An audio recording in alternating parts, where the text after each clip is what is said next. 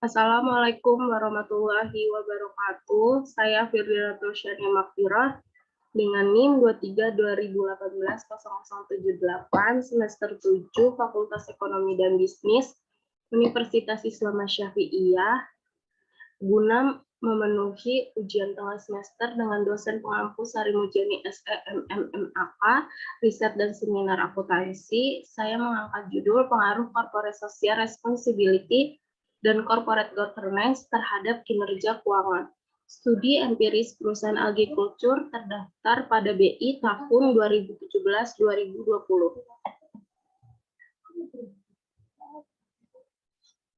Latar belakang. Berikut adalah grafik ROA sampel perusahaan agrikultur tahun 2017, 2018, 2019, 2020, sumber BI. Latar belakang. Dari grafik slide sebelumnya terlihat bahwa Bakri Sumatera Selatan Tiongkok Tbk mengalami lonjakan tinggi di tahun 2020, setelah itu mengalami tren turun tahun 2017. Terlihat juga kebalikannya pada Astra Agrolestari mengalami penurunan yang drastis juga tahun 2020. 18 perusahaan agrikultur lainnya mengalami kenaikan dan penurunan yang cukup bervariatif dalam pertumbuhan ROA sejak tahun 2017 sampai 2020. Berdasarkan ringkasan perkembangan ROA dari 20 perusahaan agrikultur di atas, terlihat bahwa kinerja keuangan yang diproyeksikan oleh ROA mengalami kenaikan dan penurunan. Kristiani 2020. Perkembangan bisnis di era pandemi menuntut perusahaan mulai berkompetisi dan mempertahankan usahanya untuk melakukan hal itu. Perusahaan tidak dapat dipisahkan dengan masyarakat sebagai lingkungan eksternalnya. Hal ini dimaksudkan bahwa perusahaan bukan hanya dituntut untuk fokus pada perbaikan dan peningkatan kondisi internal perusahaan yang berorientasi pada laba, namun juga perusahaan dituntut untuk fokus dalam mengembangkan hubungan sosial pada kondisi eksternal perusahaan yang merupakan tanggung jawab sosial kepada stakeholders. Kristiani 2020. Berdasarkan beberapa penelitian sebelumnya, mengenai pengaruh CSR terhadap kinerja keuangan, penelitian dilakukan oleh Permatasari, Irfan, Dewanti, Renaldi, Wildani menunjukkan bahwa CSR berpengaruh positif signifikan terhadap kinerja keuangan. Sedangkan hasil penelitian Rata Gustian dari Azhar menunjukkan bahwa CSR tidak berpengaruh pada kinerja keuangan. Hasil penelitian sebelumnya mengenai pengaruh CGC, Dewan Komisaris terhadap kinerja keuangan. Penelitian yang dilakukan oleh Permatasari Ferry berpengaruh positif terhadap kinerja keuangan. Sedangkan hasil penelitian Renaldi menunjukkan bahwa Dewan Komisaris tidak berpengaruh terhadap kinerja keuangan. Hasil penelitian sebelumnya mengenai pengaruh CGC Komite Audit terhadap kinerja keuangan, penelitian yang dilakukan oleh Astri Rosiana 2020 tidak berpengaruh pada kinerja keuangan. Hasil penelitian sebelumnya mengenai pengaruh CGC Dewan Direksi terhadap kinerja keuangan, penelitian yang dilakukan oleh Astri Rosiana 2020 berpengaruh positif terhadap kinerja keuangan. Tinjauan pustaka. Tinjauan teoritis, teori agensi. Terjadinya permasalahan keagenan atau agensi problem pada perusahaan didasarkan atas konsep pemecahan antara pemilik dengan manajemen perusahaan. Kusmayadi dan kawan-kawan 2015 halaman 121. Terjadinya konflik antar pemilik perusahaan dan pihak manajemen perusahaan dikenal dengan agensi teori, di mana teori ini dianggap sebagai analisis dan usaha pengutamaan untuk mencari penyelesaian dalam memecahkan masalah perusahaan dengan agen manajemen. 2. Kinerja keuangan. Kinerja keuangan merupakan sebuah hasil akhir berupa analisis keuangan yang dapat tidak berdasarkan kegiatan operasional perusahaan menurut Fahmi 2014 halaman 4. Kondisi keuangan perusahaan dan kemampuan perusahaan untuk membagi dividen menjadi perhatian dan ketertarikan para investor jangka pendek dan menengah. Informasi tersebut diketahui oleh para investor dengan melakukan perhitungan pada rasio-rasio keuangan pada perusahaan. Rasio profitabilitas menjadi salah satu rasionya. Nabila dan kawan-kawan 2021.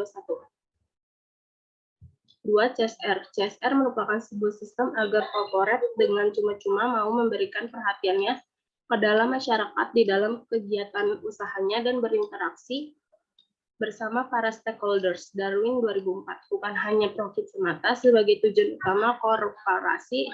Batman 2006. 3. CGC. Dalam usaha untuk menambah nilai perusahaan, CGC dapat dimasukkan dalam struktur sistem dan proses yang dipakai organisasi di perusahaan. IICG 2010. Fairness, Disclosure, Accountability, Responsibility, dan Independency adalah dasar-dasar dari prinsip CGC telah dibuatkan menjadi indikator. Jawaban naik 2020. Selanjutnya hipotesis. Pengaruh corporate social governance terhadap kinerja keuangan. H1, CSR berpengaruh positif terhadap kinerja keuangan. H2, Dewan Komisaris berpengaruh positif terhadap kinerja keuangan. H3, Komite Audit berpengaruh terhadap kinerja keuangan. H4, Dewan Direksi berpengaruh terhadap kinerja keuangan. Selanjutnya, tangkap pemikiran. Kinerja keuangan sebagai variabel dependen atau Y, variabel independen, CSR sebagai X1, Dewan Komisaris sebagai X2, Komite Audit sebagai X3, Dewan Direksi sebagai X4. Selanjutnya, metode penelitian. Variabel dan pengukuran. Variabel dependen dalam bahasa Indonesia sering disebut sebagai variabel terkait. Variabel terkait merupakan variabel yang mempengaruhi atau yang menjadi akibat adanya variabel bebas.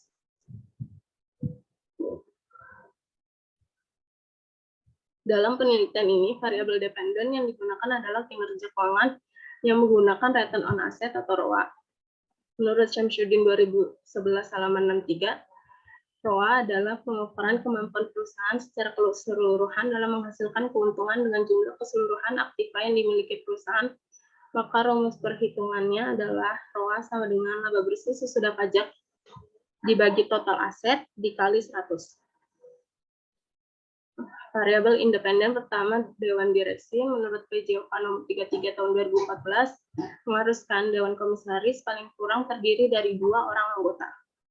Dewan Komisaris 1 di antara anggota Dewan Komisaris diangkat menjadi Komisaris Utama atau Presiden Komisaris. Dewan Komisaris merupakan titik penting dalam sebuah perusahaan dan merupakan wali dari pemegang saham untuk mengawasi jalannya perusahaan. Dalam penelitian ini, ukuran Dewan Komisaris diukur dengan menghitung jumlah Dewan Komisaris yang ada dalam perusahaan periode T termasuk Komisaris independen. Rumusnya jumlah Dewan Komisaris.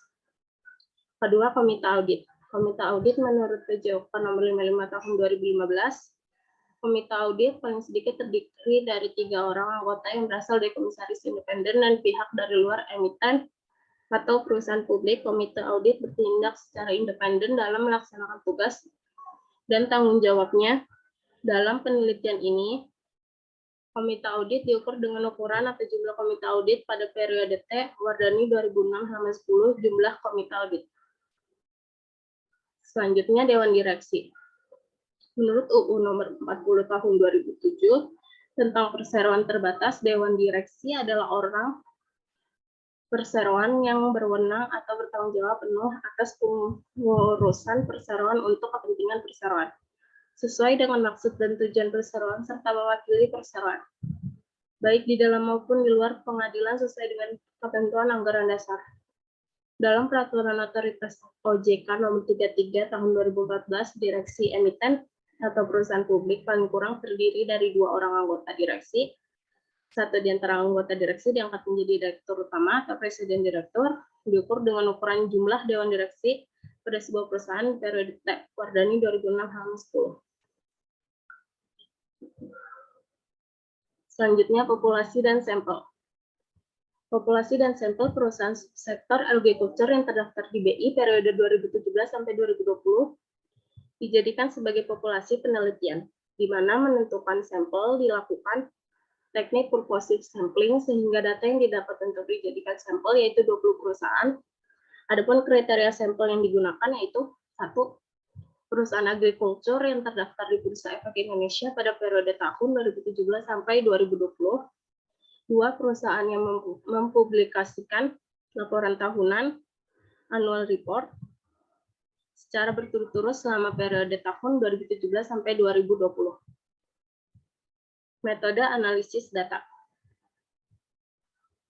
Teknik pengumpulan data dalam penelitian ini adalah dengan melakukan studi pustaka, yaitu dengan mencari beberapa buku, jurnal ilmiah, skripsi, dan artikel yang berhubungan dengan penelitian ini, mengumpulkan data melalui Bursa Efek Indonesia untuk memperoleh laporan keuangan tahunan. Teknik analisisnya data yang digunakan adalah analisis linear berganda dengan menggunakan program SPSS. Sekian presentasi dari saya, kurang lebihnya mohon maaf. Mohon maaf jika ada keterbatasan dalam video presentasi saya. Selebihnya terima kasih. Wassalamualaikum warahmatullahi wabarakatuh.